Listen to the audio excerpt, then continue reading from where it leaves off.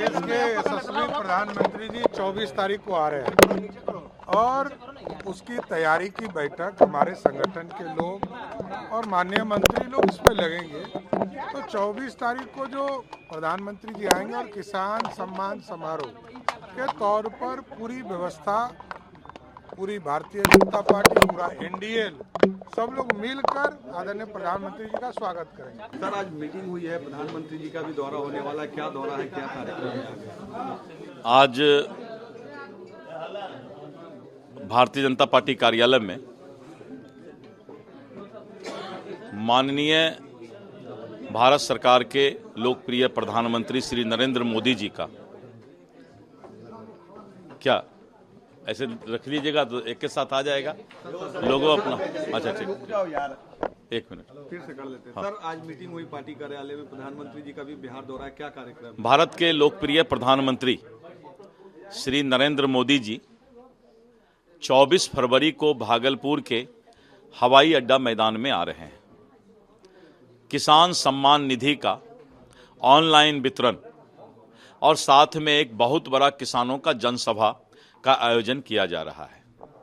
करीब 3 लाख किसान भागलपुर के हवाई अड्डा मैदान में 24 फरवरी को प्रधानमंत्री जी को सुनने के लिए आएंगे। किसानों के खुशहाली, समृद्धि और उनके कल्याण के लिए प्रधानमंत्री जी सदैव चिंतित रहते हैं और इस बार उन्होंने बिहार को चुना है, जहां से वो किसानों को संबोधित करने वाले हैं।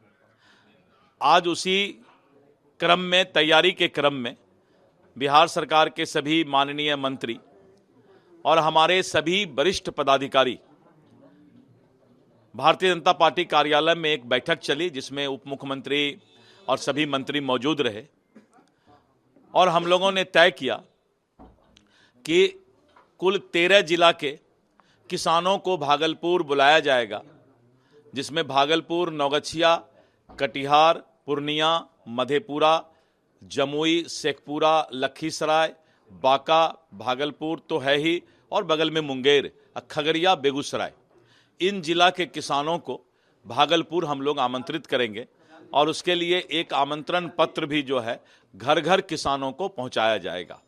तो उसी के तैयारी को लेकर के आज बैठक की गई और फिर 14 फरवरी को भागलपुर में इन सभी जिला के प्रखंड स्तर के पदाधिकारी एवं कार्यकर्ता के साथ विस्तृत तौर पे तैयारी की बैठक और समीक्षा की जाएगी। हरियाणा, दिल्ली जीतने के बाद अगला चुनाव बिहार में है, कितनी मजबूती मिलेगी एनडीए को प्रधानमंत्री मोदी? देखिए, इसको मैं 3 भाग में बांटूंगा।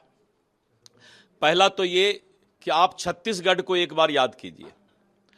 कांग्रेस और भूपेश बघेल की जो मुख्यमंत्री काल था, उन लोगों ने भी सरकार भारतीय जनता पार्टी कैसे सत्ता से बाहर रह जाए तो मुफ्त में रेवड़ी बांटने की चर्चा की थी और वो सरकार में आ गए थे। अगर दिल्ली की बात करें तो दिल्ली में भी अरविंद केजरीवाल का बुनियाद मुफ्त बिजली, मुफ्त पानी, इन्हीं मुफ्त बांटने वाले चीजों पर था। और आपने अभी देखा कि हरियाणा, महाराष्ट्र और उसके पहले छत्तीसगढ़, जब ये सब चुनाव हुआ और अब दिल्ली का जो चुनाव हुआ, पूरे देश की जनता अब एक ही गारंटी पर विश्वास करती है, वो है मोदी की गारंटी। कितना भी कोई कुछ बोल ले, अब अरविंद केजरीवाल से ज्यादा झूठ तो कोई बोल नहीं सकता है, क्योंकि उन्होंने उस पर डॉक्टरेट किया हुआ था।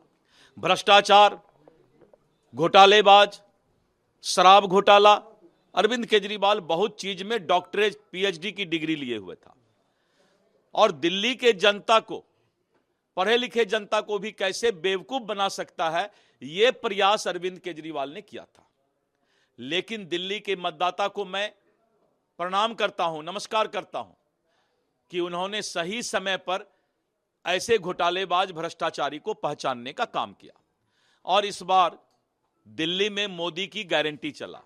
सच्चाई यह है कि पूरे देश में अब जनता इस बात को मान गई है कि अगर कोई महिलाओं का, युवाओं का, किसानों का कल्याण कर सकता है और किसी की गारंटी अगर पक्की है तो वो नरेंद्र मोदी की गारंटी है।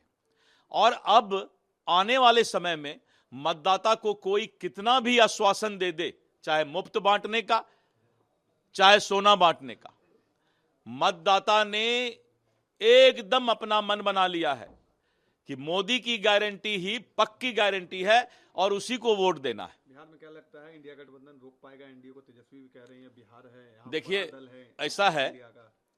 इसको भी मैं 3 बातें बोलूंगा इसमें। पहला तो ये कि अरविंद केजरीवाल के रास्ते पर बिहार के भी युवराज सोचे कि शायद सत्ता की दुकानदारी चल जाए, तो उन्होंने इधर 2-3 महीने से मुफ्त बांटने वाला पोस्टर उस्टर लगा दिया था। लेकिन जैसे अरविंद केजरीवाल का नाव डूब गया, अब 2-3 दिन से प्रतिपक्ष इस बात को चिंता कर रहा है कि अब ये सब गोली, मीठी गोली अब नहीं चलने वाला है, क्योंकि जनता जानती है कि ये गाल बजा सकता है, गारंटी नहीं दे सकता है। तो प्रतिपक्ष गाल बजाने वाला नेता है और Bharatiya Janata party NDA guarantee देने वाली पार्टी है। तो अब प्रतिपक्ष के लोगों के दिमाग में आ गया और मतदाता ने भी मन बना लिया, अब इनके पास कोई मुद्दा नहीं रह गया है, पहली बात। दूसरी बात ये कि लालू यादव जी समाजवाद की बात करते हैं, सामाजिक न्याय की बात करते हैं, गरीब पिछड़ों की बात करते हैं। किस बात का सामाजिक न्याय? अगर सामाजिक न्याय देना चाहते हैं, सोशल जस्टिस देना चाहते हैं, तो अपने बेटे को ही मुख्यमंत्री बनाएंगे, परिवारवाद पर विश्वास करेंगे, वंशवाद पर विश्वास करेंगे, बेटा बेटी ही राज करेगा, तो किस तरह का सामाजिक न्याय है भाई?